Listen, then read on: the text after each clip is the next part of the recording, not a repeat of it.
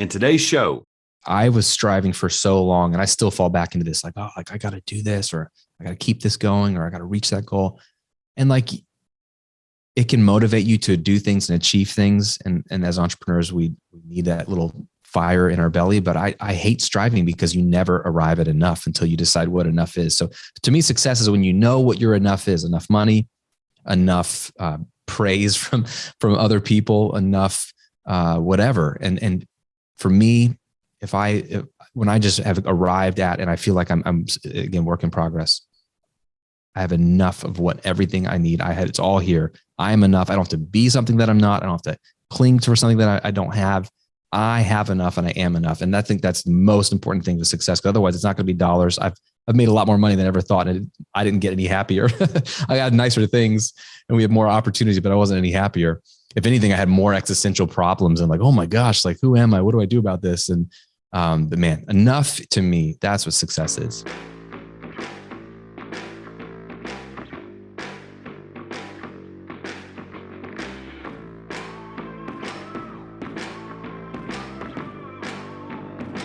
In today's ultra-competitive business world, being a successful entrepreneur or business owner can be very challenging.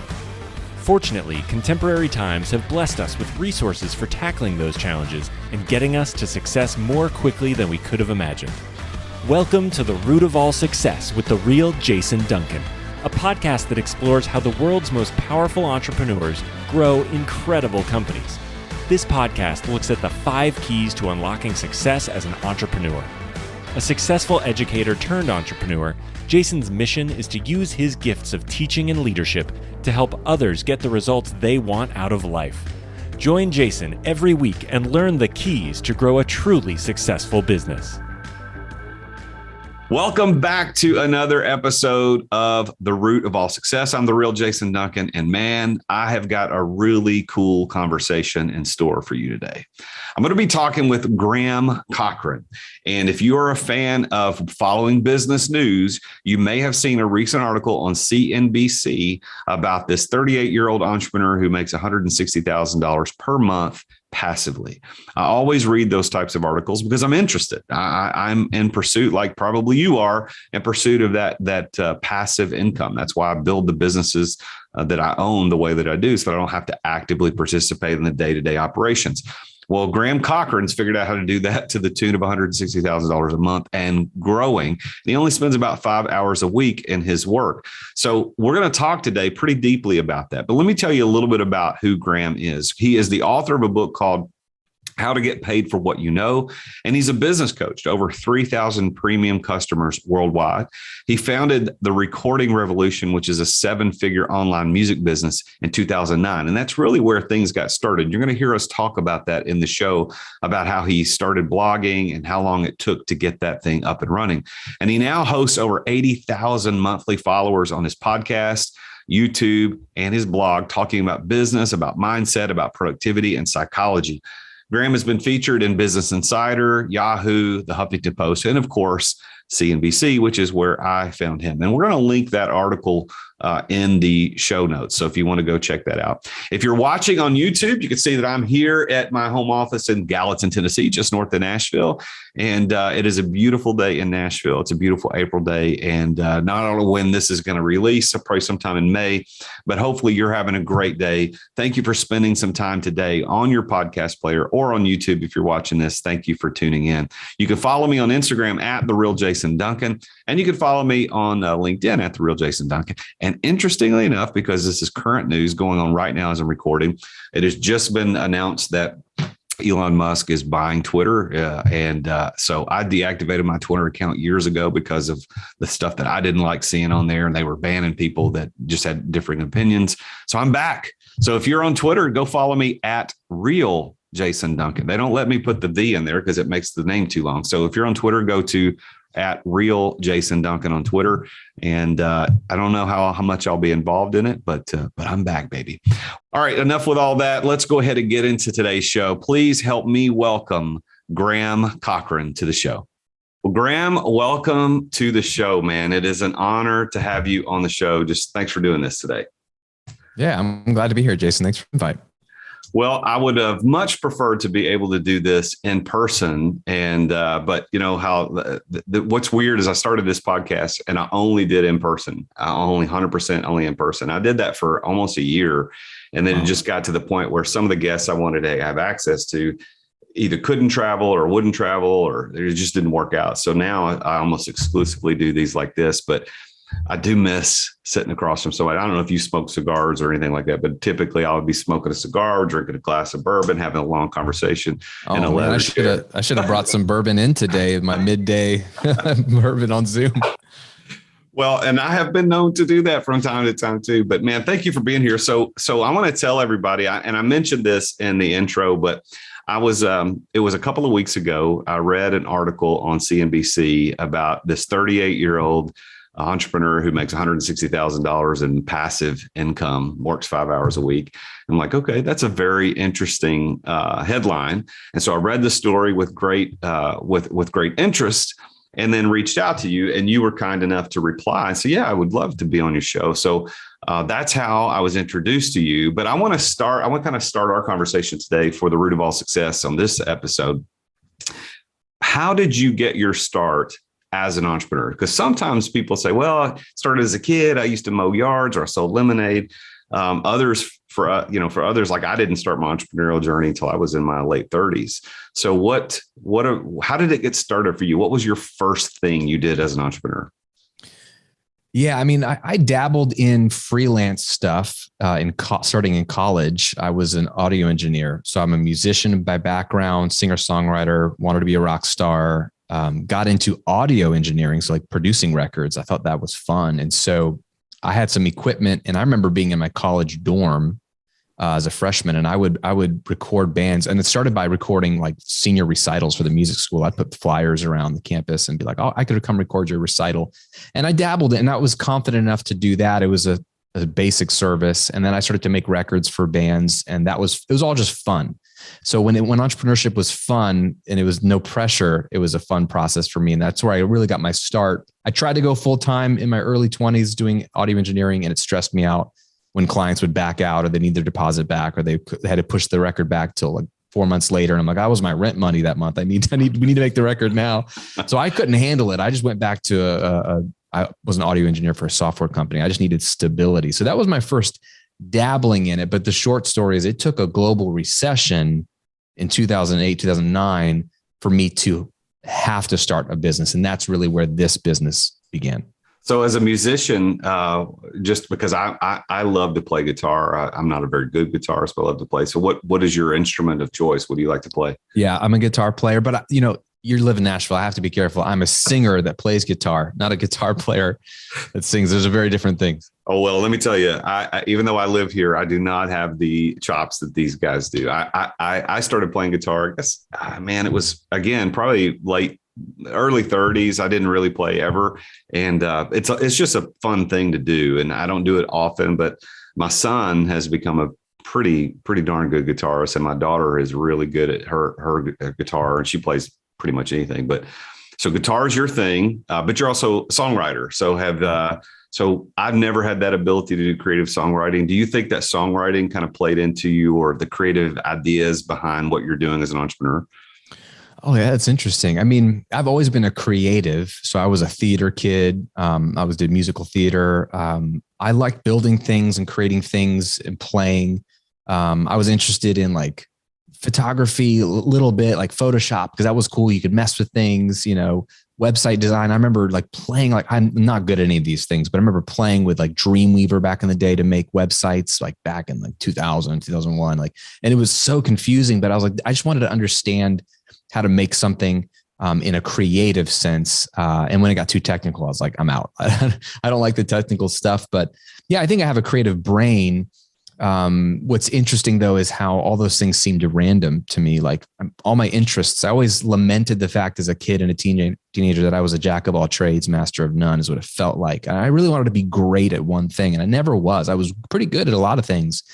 And I felt like really challenging as a young kid going into college, getting out of college. Like, well, what do you go big on? Like, I want to be world class, but in a way, all those random things really helped me do what I do now for a living.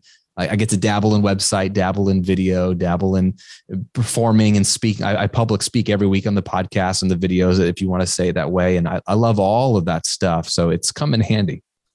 Well, it is interesting how we are prepared for success by things we wouldn't have ever thought.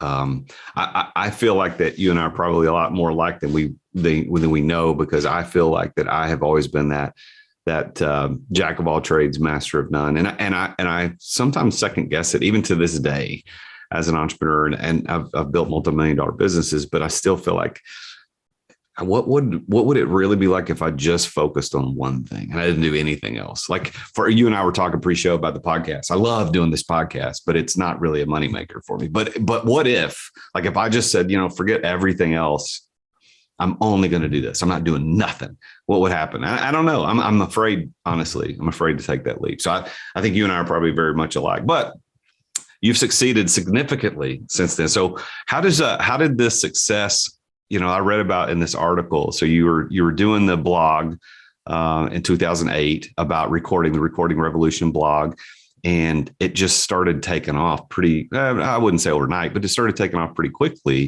And you turned that into a YouTube channel. How did that affect you got a wife and some kids, right? Tell me about your family. How did that affect them? Yeah. I mean, my wife, Shay, she's amazing. I've known her for 20 years now. We've been married almost 17.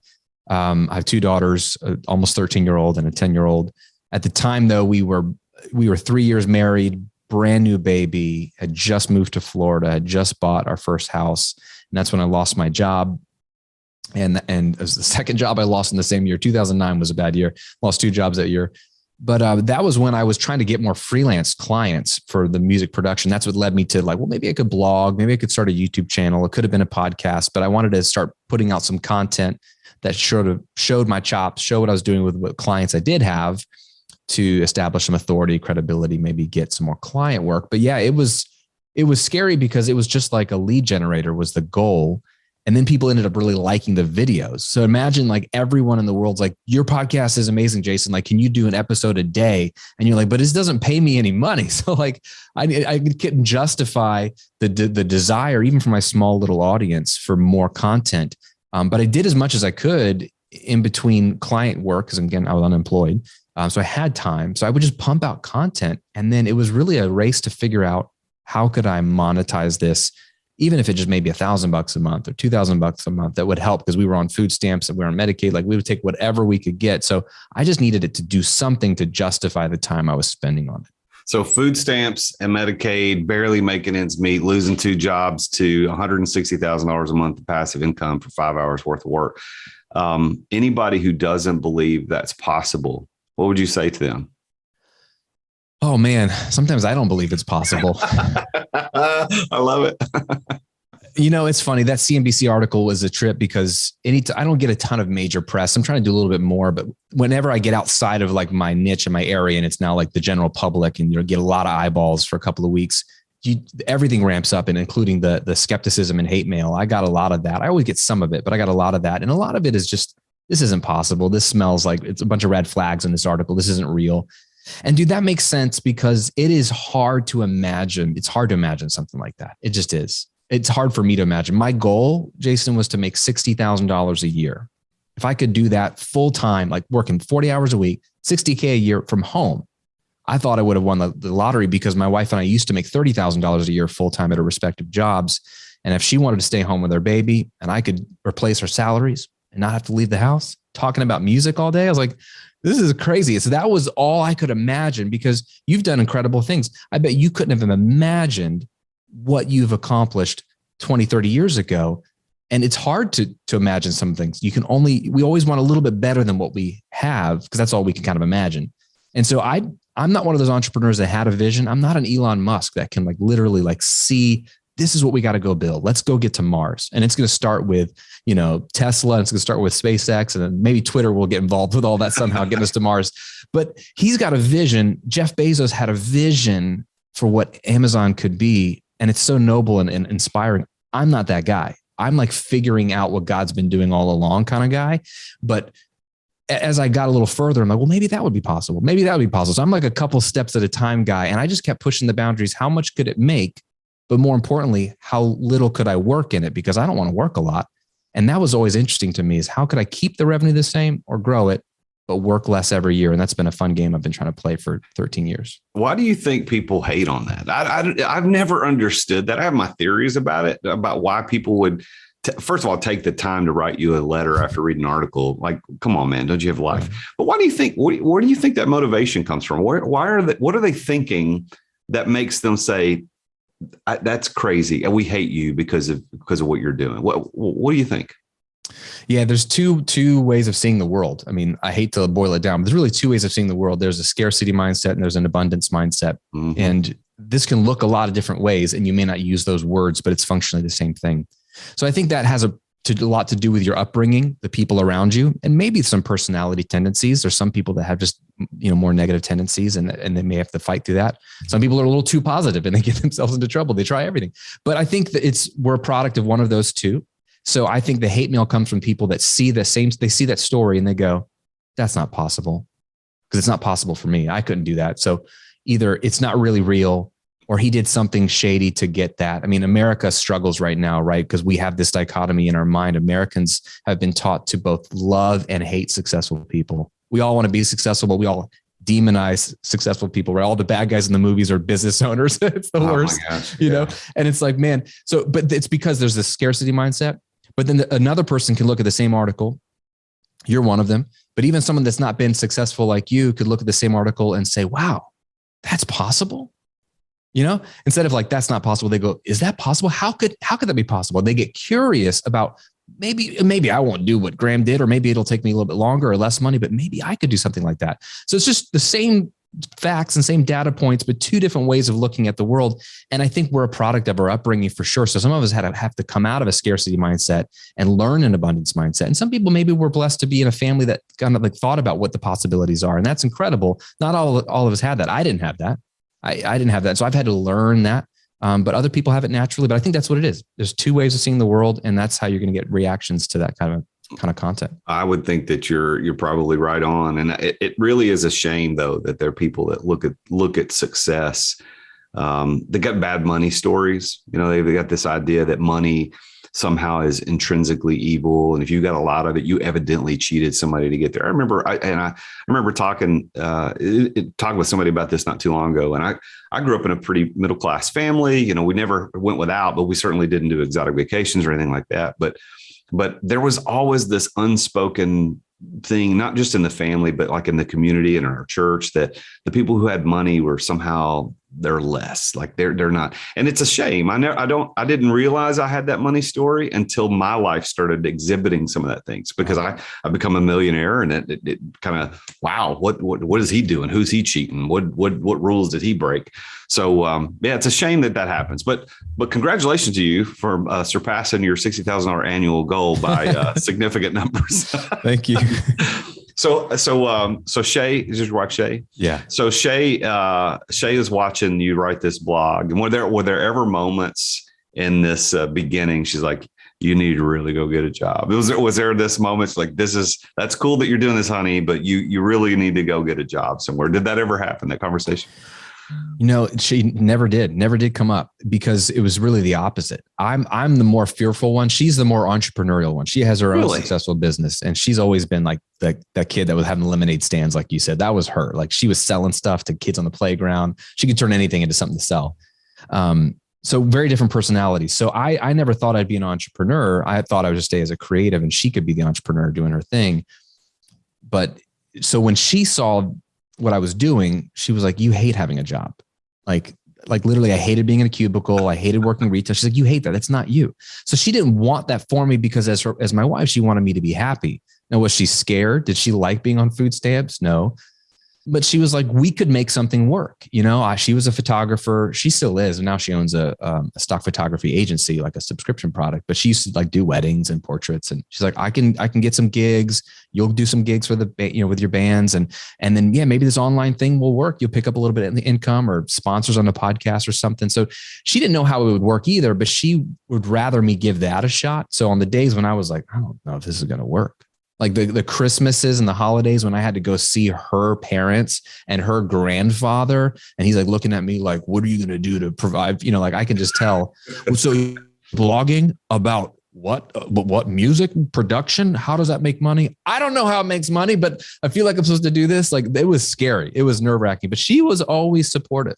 And so without her, I probably would have gone and gotten a job because I was too scared to do it. Man, that's such a blessing to have a friend and a spouse like that who's such an encouragement. So good on you, Shay, if you're listening. Way to go. So now let's talk about, you did the blog first in 08, 09. You started blogging. When did you was the blog always just YouTube videos or was it written content plus videos? It was both. I would write 2 articles a week and then publish 1 YouTube video a week. So 3 pieces of content each week. So when you started doing that 08, 09, when did you start making enough money to where it was noticeable for the family finances? Although I guess if you're living on food stamps and every dollar is noticeable, but I mean, when was it like, holy crap, this is working? How long did it take from 08, 09 when you started to get to that place where like, this is working? Yeah, almost 2 years.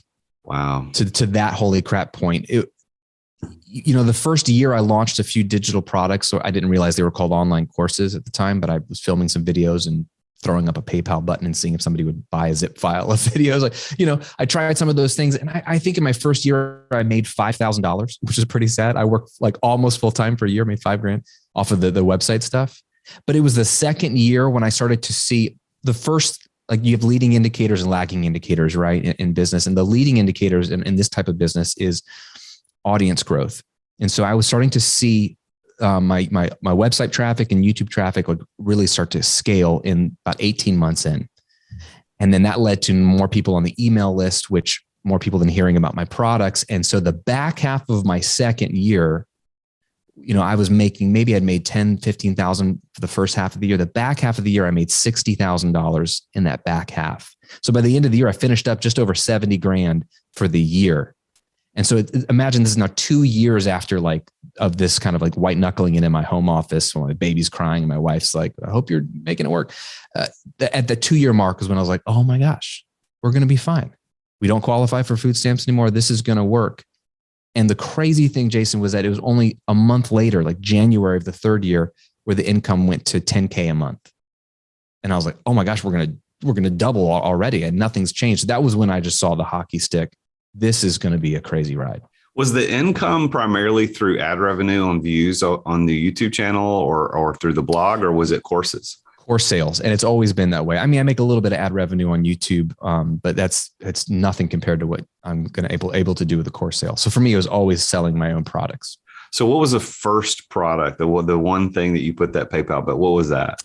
Yeah, it was a tutorial on how to use this recording software called Pro Tools, which is kind of like the Photoshop of the music world.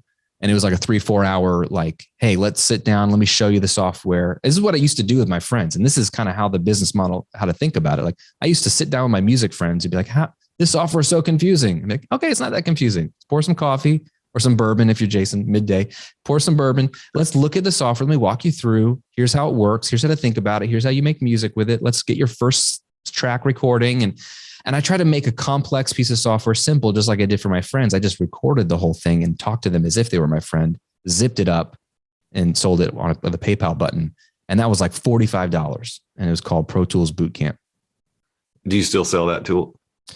Kind of, it's like snuck into a bundle now in the archives. It's so bad and so old. I mean, it's actually still really good, but it has had some nuggets in there. It's your added value extra if you buy today. Exactly. I'll throw that in. It's 13 years old. So $45 for a course that you sat in front of your computer and you recorded 4 hours just showing somebody how to do something, and you end up, selling it to the tune of $60,000, $70,000 a year, probably certainly a lot more than that now, as a part of everything else you're going.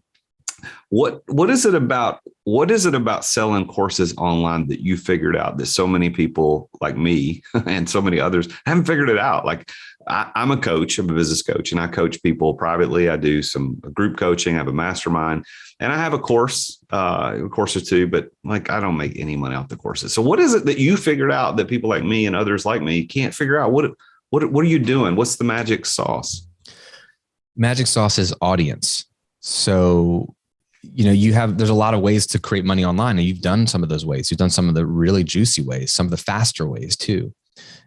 Courses are just the more long-term play, the scalable ways. So slow, you don't make a lot of money up front. So that's why a lot of people get excited about a course and then they do it and they don't make much money. Like, this doesn't work. This is stupid. It's a bad short-term play. It's a great long-term play. So when people see like the CNBC article, they see like 160K a month, like 5 hours a week. How is that possible? Very simple. The only way it's possible is the audience that I have built over time that is set up with automation so that like people right now will watch a YouTube video of mine, opt into my email list, see an offer. It's all automated through a tool like Kajabi. And then they get offered a course, they buy it, I get paid. I'm not interacting with anybody. So courses do allow you to scale, but the only way, and this is where people get stuck, is they don't have anyone to sell it to. Then it becomes, oh, well, I guess I got to run ads, or and that is one way, because you got to get an audience somehow. So either buy the audience, which I'm not a fan of, but it's possible, or build your own audience for free with organic content. And that takes publishing regularly with intention and having a back-end strategy to then capture those leads and turn them into customers. How do people or what is your primary social media that you engage with the public when you produce your content? What do you use? Instagram, Facebook, Twitter? What do you use? So I actually hate social media and don't do anything valuable on social media. Everything that really where people find me is YouTube or Google search. And the reason is intentional. Like social media is good for, this is my opinion, but social media is good for staying top of mind with an audience and fun interaction and maybe surveying your audience quickly. You can get a lot of data points on what people think or feel.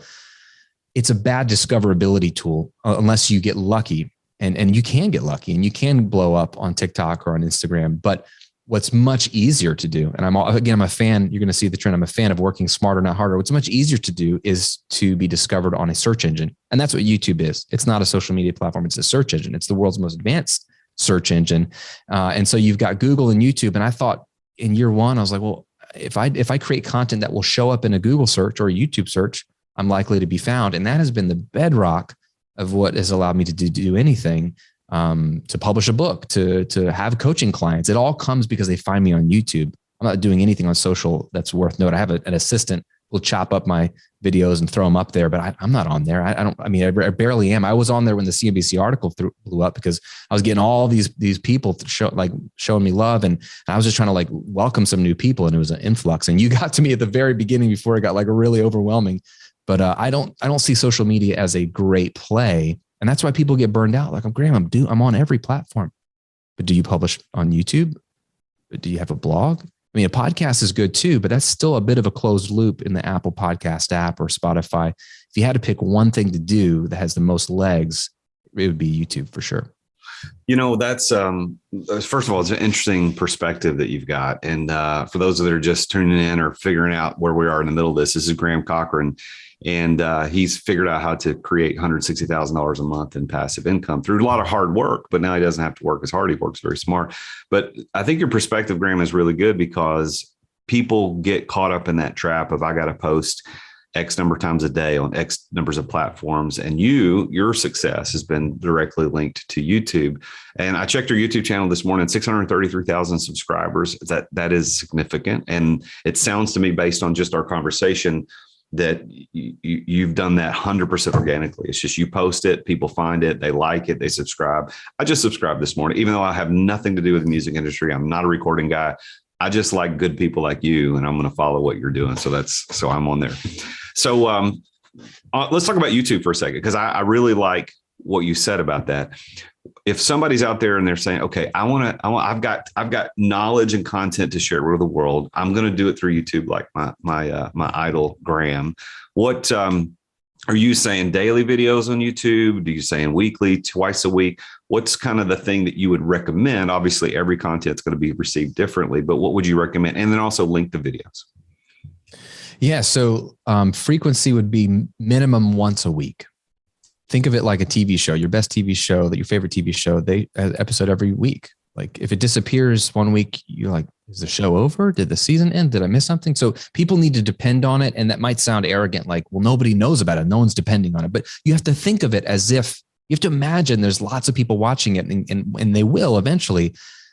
consistently publishing every week is a great doable rhythm. Nothing less than that. I wouldn't do anything less than that. There's a few rare exceptions. I have a few friends that do very high production value music videos, and it takes them a couple of weeks to pull them off, but exception to the rule. So publish at least once a week, but publish as frequently as you can.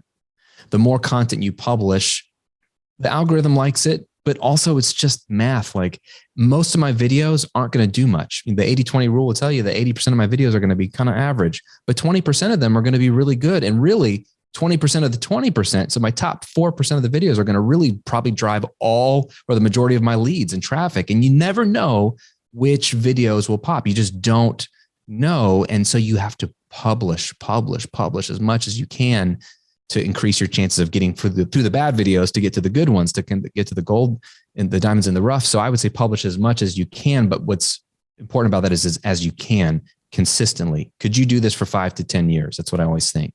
If you're like publishing every day and you're like, I could do it for a month, and then you burn out, that's not helping you. So I would rather you start with once a week. And like, that's when you talk about the 5 hours a week that it takes to run my businesses. It's like, that's why, because it's like one video now. I'm just doing like one video and like a little bit of email, a little bit of checking in with my community, but like that's it, because that's the thing that keeps driving it. And it's a slow process, but that's important, is at least once a week. And then length. This is interesting. It used to be short videos because all YouTube cared about was views. And that was a metric like, oh, he got a lot of views. Give him more juice in the algorithm, until they realized that views don't mean anything. Views just mean somebody got you to click. But if you watch and you're like, oh, that's not what I wanted, or they tricked me, then they disappear. The YouTube got smart because they want to serve up what you really want. They want you to be happy on YouTube, so you keep watching, because that's how they make money. So they changed their favorite currency from views to watch time. And then they've added in retention. So like how many minutes watched can you get, and how long per video, like percentage wise, do they watch? Like, are you creating content that people want? So length doesn't matter as long as you can keep people watching as long as possible. And there's a lot of ways to skin that cat, but typically I would say between 5 and 15-minute videos are going to be a sweet spot for most people. I do long videos on the Graham Cochrane videos. They're podcasts. They're like this, like a 30, 40-minute video. And that's incorrect according to the algorithm. But I'm making more money in this business with longer videos and a much smaller YouTube channel or subscriber base than the recording revolution, because there's so many ways to make this work. That's what I want people to get. There's a lot of ways to make it work. There's a couple of minimums, but a lot of freedom there. Interesting perspective. I think that what YouTube is finding out is that the audience is changing and how we engage with the content is changing. So it's really interesting to hear from somebody like you who's killing it at this medium, and you figured out to play along in their rules. And I call it contrived authenticity. I think social media, YouTube included, is contrived authenticity, not contrived in a negative sense. We're trying to lie, but we want to be authentic. You show up. I've seen your videos. You show up authentic. It seems the same guy that's sitting right now talking to me on this Zoom podcast. But you also have to contrive it in such a way that it fits within the algorithm, because otherwise it's just a waste of time. So congratulations for doing that. Now, let me ask you this about your life. So from a lifestyle, going back when you were trying to be the rock star musician, to losing a couple of jobs, to starting his blog, making $5,000 in year one, 70 grand year two, and then went into the hundreds of $1,000s in year three, that's a pretty swift change. When did your brain catch up with that change and like, whoa, life is completely different now? And how did you deal with that?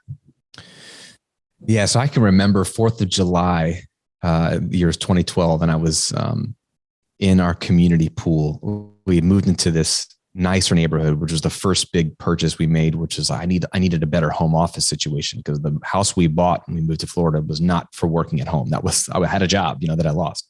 So when I realized I'm going to be in this home office every day, like filming content and doing interviews and things like that, I need a quieter space. So we moved into a new neighborhood. And that was the first Splurge, which was a nice neighborhood, had a really nice community pool that felt like a resort style pool.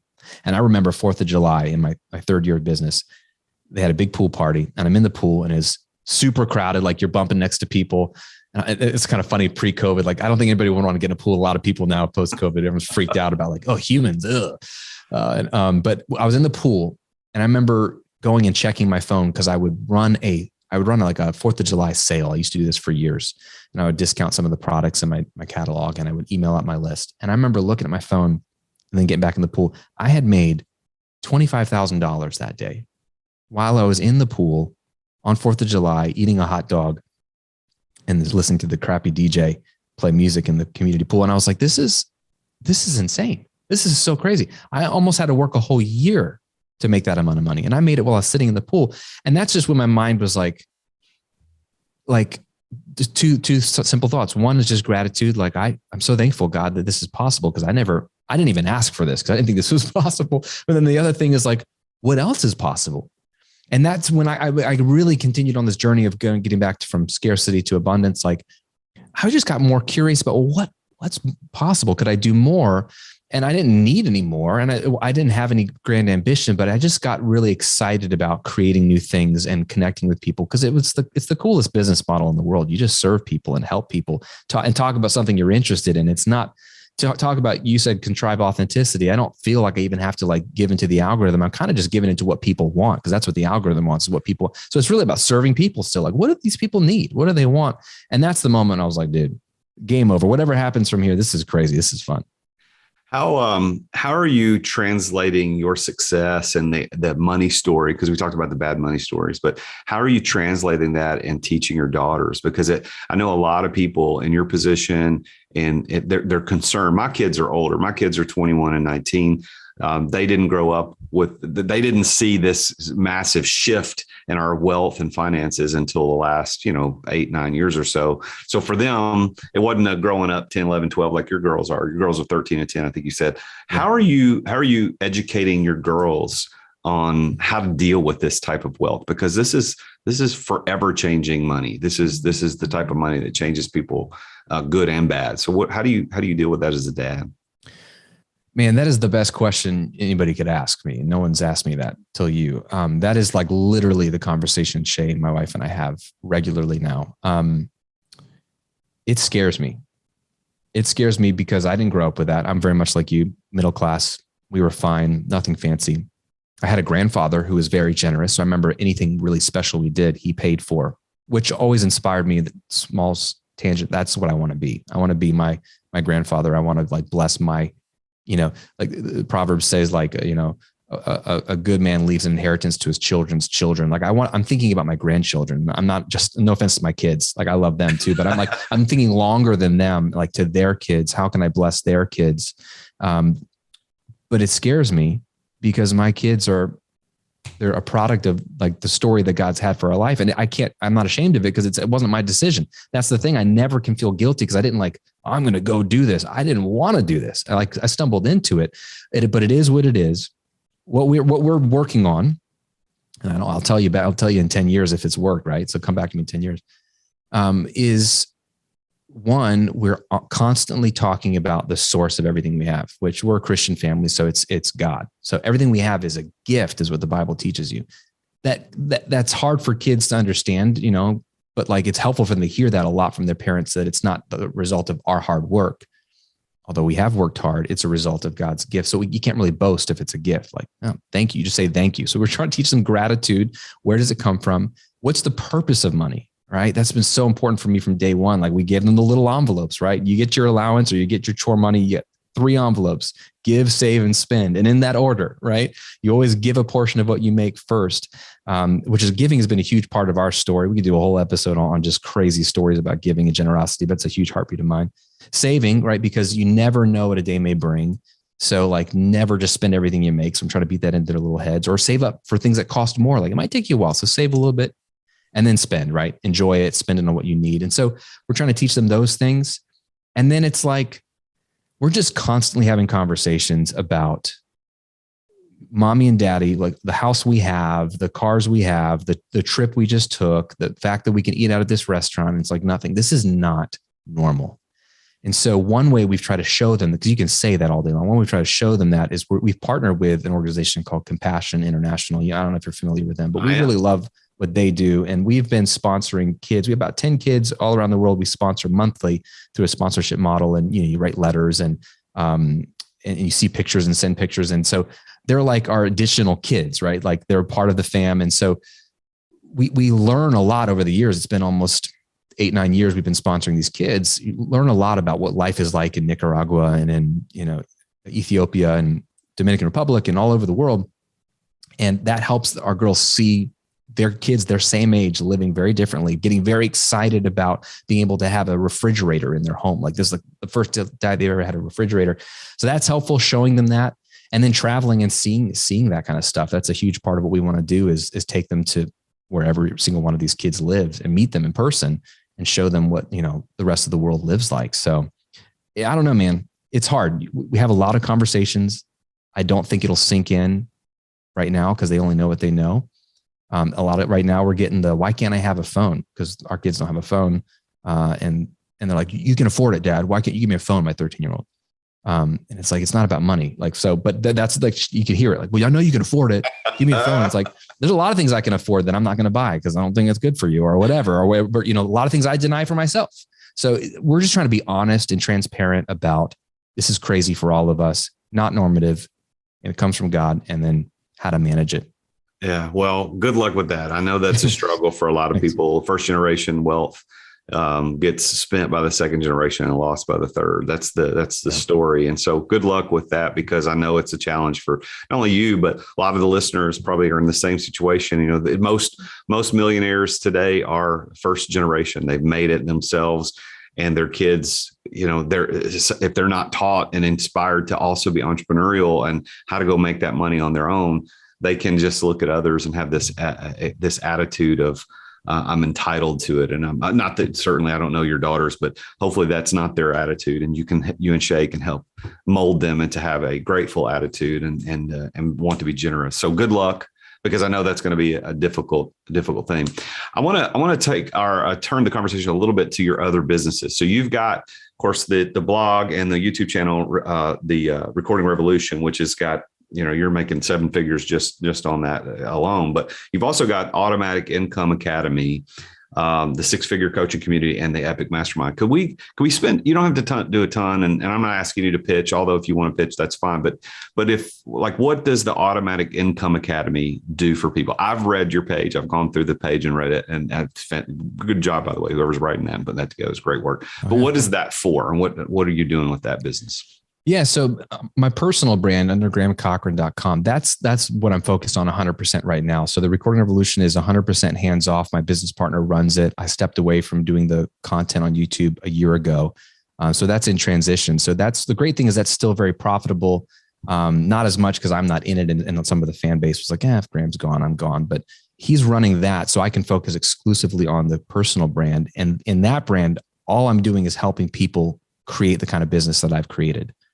And so the Automatic Income Academy is like the soup to nuts. Like, how do you go from no idea to building a business around what you're good at, and launching it? It's the same thing I cover in the book, How to Get Paid for What You Know. That's kind of was an outcropping of that course of like, okay, if you're not going to buy a course, you might pick up a book and read it on vacation. That's the same type of thing. It's like the basics of how does this business model work? How is it possible to build a passive income style knowledge income style business? And so Automatic Income Academy teaches that. And then the other two products are kind of like moving up, like when you need more help. There's a community. My six-figure coaching community is like for people that have started and they're making some money every month, maybe 500 a month, maybe 1,000, but they want to scale to $100,000 a year or more. That's monthly coaching with me, that as a group. There's a community where they're talking with each other. I'm in the community, and then there's like a monthly training. So that's like, how do we ramp this up? And what other questions do you have? Because we're all doing this alone. That's a big reason why I started the community, is we're all siloed. And it's like, who do I talk to about this? Or who do I celebrate? I have my first $5,000 launch. Like, I can't celebrate that with my friends because they're jealous or they don't understand, or I'm disappointed in a $5,000 launch because I really thought I should have done 15. Like, how do I complain about a $5,000 windfall when people are struggling? And so you need a safe place to talk about those things. And then I have a smaller group, that my mastermind, which is only 12 of us. And we meet weekly and we really workshop. They're all six-figure earners trying to reach $1 million a year. Nice. Which one do you so you're spending the most of your time on the mastermind? Is that the way I understood that? Yeah, that's a higher touch point. Yep. Okay. So what do you enjoy the most about all this? Is it creating the content? Is it working one-on-one with people? Is it running group coaching? What, just from Graham Cochrane's perspective, what do you enjoy the most about what you're doing? I enjoy the content the most. I joke that like my superpower is I could talk for a living. Like, it's functionally what I do. And I love giving people the ability to have an insight I just, when you listen to a podcast episode or you read a book or read a blog post and you get that, oh my gosh, got a great idea. And you run off and do it. I love giving people the gift of that. And so that sounds arrogant to say, but I've learned that I have the ability to do that. And so I enjoy creating content. Here's a topic. Here's a question people have. How could I deliver it in a way that's easy to understand and gives them the opportunity to have that insight that could possibly be worth millions of dollars? And that's like so exciting to me, because all it takes is like one insight about yourself, about the industry, about a product, about a strategy. And then you can go figure it out on your own. And that's what I love doing. Yeah. Well, I'm with you. I enjoy that probably more than anything too. I've started a I launched the Exeter Club Mastermind in January of this year. And I thoroughly enjoy it, probably more than anything I do besides content creation. I really enjoy the content creation. So you and I, again, are more like than we probably would have thought otherwise. Hey, so this is the root of all success, by the way. So what is your definition of that word success? Everybody's got a different one. What's your take on it? Oh man, I think Jack Bogle's said it best. I think it's enough, like just having enough, being enough, which is the opposite of striving, right? Like I was striving for so long and I still fall back into this, like, oh, like I got to do this, or I got to keep this going, or I got to reach that goal.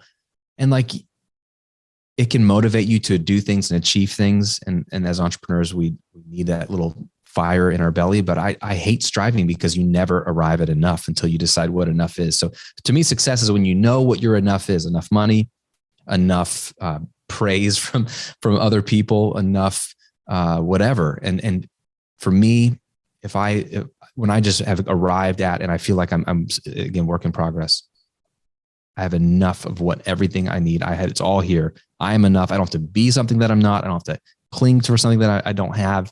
I have enough and I am enough. And I think that's the most important thing to success. Because otherwise it's not going to be dollars. I've made a lot more money than I ever thought. And I didn't get any happier.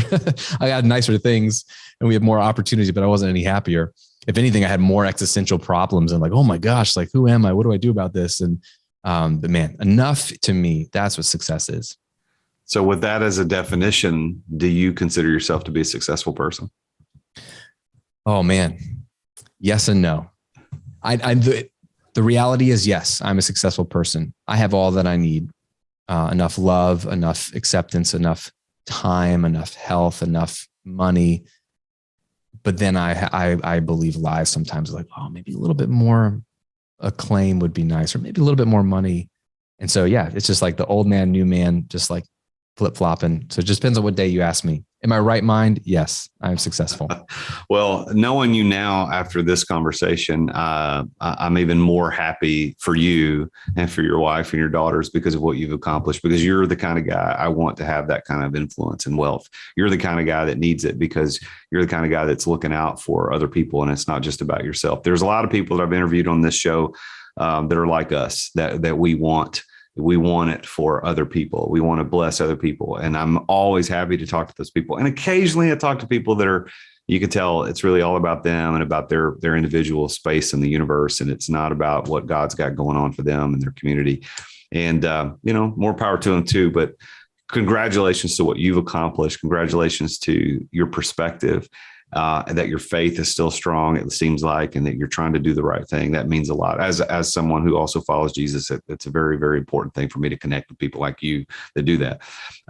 As we close out our conversation today, I want to give you a couple opportunities to do some stuff. So number one, I want you to speak some advice to the listeners. So the listeners to this show are all over the spectrum of entrepreneurship, pre-entrepreneurs to 6-figure, 9-figure, or 7, 8, 9-figure entrepreneurs. So if you were talking to that first group, right, they're just getting started, what would you say is the best piece of advice at the beginning that they need to take heed to? Oh man, I think you just need to get really clear on what it is you really want. It sounds selfish or obvious depending on where you come from. But I find that most people aren't very clear. They'll just say things like, well, I want to make $100,000 a year, or I want a successful business, or I want to do work I love. And that's all great. But like, why? Like life is a whole. And when we compartmentalize it, that's when we get a little confused. So I would rather someone who's starting out say, project into the future. Like it's 3 years from now. Here's a framework I like to use. It's 3 years from now. We bump into each other 3 years from now. And I'm like, hey, let's say it's you, Jason. Jason, how you been? And you're like, Graham, it's been the best 3 years of my life. And I'm like, oh my gosh, why? Tell me about that. What would you be telling me about? Why has it been the best 3 years of your life? Whatever comes to mind, those are the things you need to write down and get clear on. Is it your relationships? Is it your health? Is it you moved somewhere you've always wanted to move because you actually hate where you live? Is it an income? Like what comes to mind? Because that's really what you're chasing. And if you get clear on that, the rest will present itself in terms of the how, but just get really clear on where you want to be, who you want to be, because who you want to be will inform what you do. That's really good. That's good advice. So for those of you listening who are in that spot, get clear on what you want, because the chasing of what you think is the right thing will waste a lot of time that you don't get back. Okay, so now I want to give you the opportunity to tell people how to get in touch with you. I know that you've got GrahamCochrane.com, and you mentioned at pre-show that you've got a gift for the listeners if they want to log in to go to GrahamCochrane.com/gift to get a free workshop on passive income. But are there other ways that people can reach out and get in touch with you? Yeah, you can shoot me an email right there on the website. There's a contact page. If contact me, let me know you listen to the episode. Or the only place online that I really interact from time to time is Instagram. So at the Graham Cochrane on Instagram. So hit me up there and we'll connect. All right. So on Instagram, I'm writing this down because I am following him, but I want to make sure that I repeat it correctly. So if you're on Instagram, go to at the Graham Cochrane, Graham Cochrane, the Graham Cochrane, and you can follow him there. But also go to GrahamCochrane.com/gift for a free workshop on passive income. And if anybody knows how to do it, this guy that we're talking to today knows how to do it. Graham, I'm going to give you the last word. So how would you like to end the show today? What would you like to say? Oh man, I would just say, life is way too short to build a successful business that you hate or that doesn't allow you to live the life you want to live. So think about, how does your business relate to your life's goals and how can you intertwine them together? It's the most important thing when it comes to business. So otherwise, what's the point? So focus on that, get clear on that, and you won't regret it. Man, it's such a pleasure to talk with you. So glad that we connected, and thank you for reaching back out. And whoever decided to interview you for the CNBC, however that worked out, grateful to those people too. So thank you for being here, and hope to talk to you again real soon. Yeah. Thanks, Jason. Well, there you have it. Another very successful entrepreneur sharing insight into how his story of success unfolded. And I was so first of all, just honored that Graham came on the show. Because it's not often that you read an article on a major news outlet like CNBC and can actually reach out to the person the article is written about and end up having one-on-one time with them. So I was honored to be able to talk to Graham and listen to what he talked about. You know, he's got a good perspective. He's making sure that first things are first things. He's doing what's right, and he's not letting it consume him in an egotistical or an arrogant way. He just, more than anything, I think Graham seemed very genuine and authentic throughout this conversation today, which also tells me that that's how his life is. And so thank God for his wife, Shay, to encourage him to continue doing this and not giving up early on.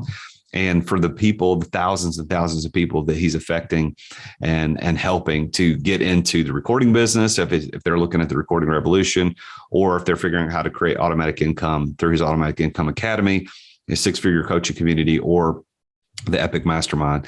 So if you want to take a look at Graham's stuff, remember, go to at the Graham Cochrane on Instagram, which is the only real social media that he says he's involved in. But he's got a free gift for you at GrahamCochrane.com.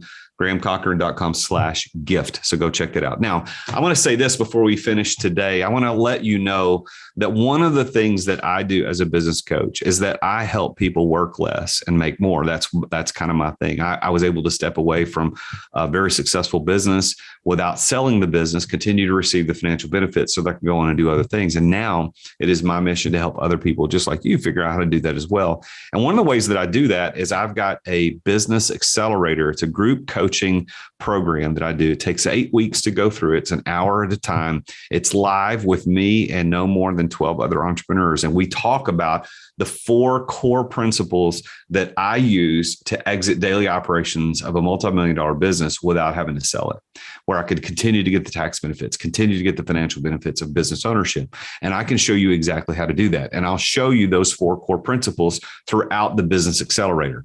And if you want to enroll, I've got one that's starting really soon. We meet on Thursday mornings. And so go to exitwithoutexiting.com, exitwithoutexiting.com, and you can apply to have a conversation with me to talk about it. Or if you're ready to go ahead and sign up, just scroll to the very bottom of the page and you can go ahead and enroll now. So thank you for listening to the show today. If you haven't subscribed on iTunes or Spotify or wherever you're listening to this, make sure you go hit that subscribe button. Leave me a review. I would really very much appreciate it. I'm the real Jason Duncan. And until next time, Jesus is King. Thank you for listening to another edition of The Root of All Success with the real Jason Duncan. If you've enjoyed this week's episode, we invite you to visit therootofallsuccess.com to access the show notes and other helpful resources. Take charge of your business. Grow it from great to incredible.